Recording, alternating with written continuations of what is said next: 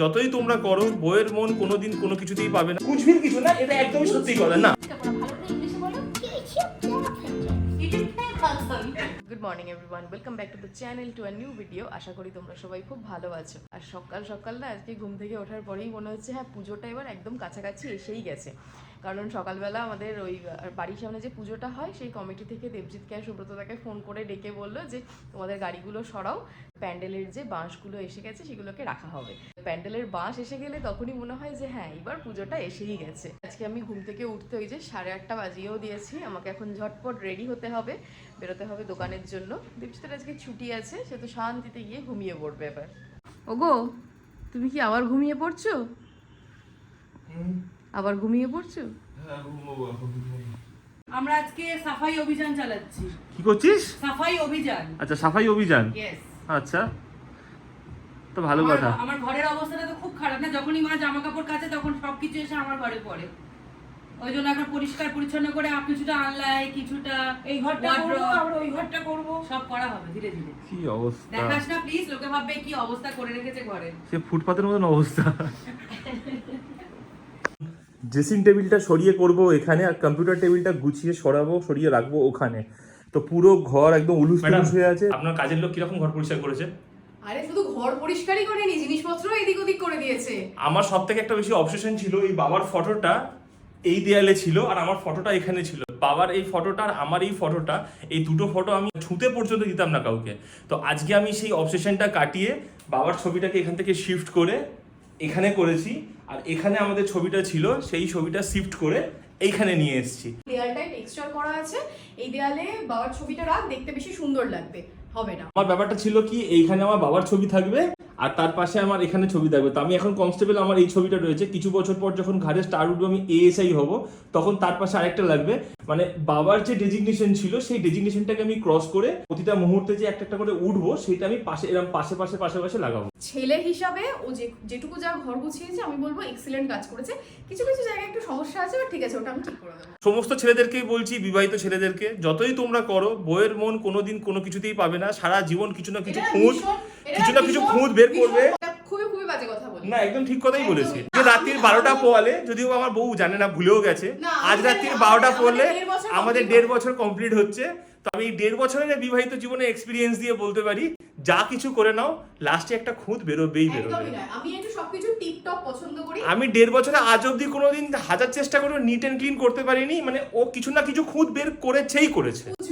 কুচবির কিছু না, এটা একদমই সত্যি কথা না। শান্তি করে কি দুটো খেতে দিবি? হ্যাঁ, এই তো আজকে পমফ্রেট মাছের ঝাল, ইলিশ মাছ ভাজা, ইলিশ মাছের তেল, ডাল, বিচ্ছিরি ঢেঁড়স। এই ফ্রাইড রাইসটা আমি কালকে রাতে বানিয়েছিলাম, যেটা এখন একটু বের করেছি গরম করে খাওয়ার জন্য। খাবি? চাতক পাখির মতন চেয়ে আছিস, দেবো না, তুই ভাগ। আমরা আজকে 3টে থেকে 7টা অবধি পুরো শুধু ঘুমালাম। বৃষ্টি, বাইরে বাজে ওয়েদার, ওই জন্য আর কোথাও বেরোনো হলো না।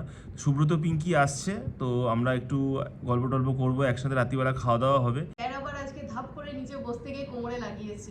খুব তাড়াতাড়ি স্যারকে আবার ফিজিওথেরাপি দিতে হবে। না, ফিজিওথেরাপি দিতে লাগবে না। অটুনির মা তোমার টুনি ভিডিও দেখে না, মাঝে মধ্যে সাবস্ক্রাইব করে না। হ্যাঁ কি এ থেকে পার্সেল এসেছে ফ্লিপকার্ট থেকে। তো বলছে কি এসেছে, বলছি পার্সেল এসেছে। বলছে আমি জানি কি এসেছে। কি রে? বলছে আমার ইউটিউব প্লে বাটন এসেছে। আমি ভালো করে ইংলিশে বলো। YouTube play button. আর একটু পাইনাপেল বলো ইংলিশে।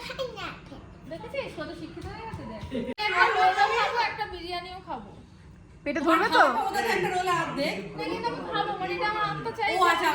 সুব্রতরা এসছে বাইরে, তো আজকে রাতে যেহেতু একসাথে খাওয়া, তো ওই জন্য আমি আর সুব্রত এখন যাচ্ছি বাইরে থেকে খাবার আনবার জন্য।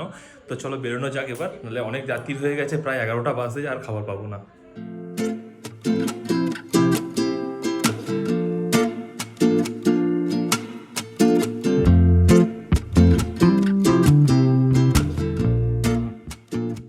আজকে ডিনারে রয়েছে মালি রুটি, chicken tadka, veg fried rice, chilli chicken, chicken biryani আর কোল্ড ড্রিঙ্ক। আর কিছু নেই?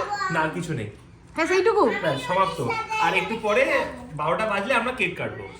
খাওয়া দাওয়া কমপ্লিট হয়ে গেছে। এবার যেহেতু আজকে আমাদের বিয়ে 1.5 বছর কমপ্লিট হলো, তো দেবজিৎ ওই জন্য একটা ছোট মতো কেক নিয়ে এসেছে। এখন আমরা সেটা কাটবো, এটা সেলিব্রেট করবো। হ্যাপি বার্থডে এই হ্যাপি বার্থডে কি রে, হ্যাপি অ্যানিভার্সারি। 1 year 5 month হবে। এ অত বলতে পারবো? 1 year 5 month 6 month। Happy anniversary হ্যাঁ। Thank you. অ্যানিভার্সারি পিকু এ পিকু মামিকে হ্যাপি অ্যানিভার্সারিটা ইংলিশে বল। হ্যাপি অ্যানিভার্সারি এই তো ক্যামেরা ক্যামেরার দিকে কে তাকাবে? এই অশিক্ষিত। বল।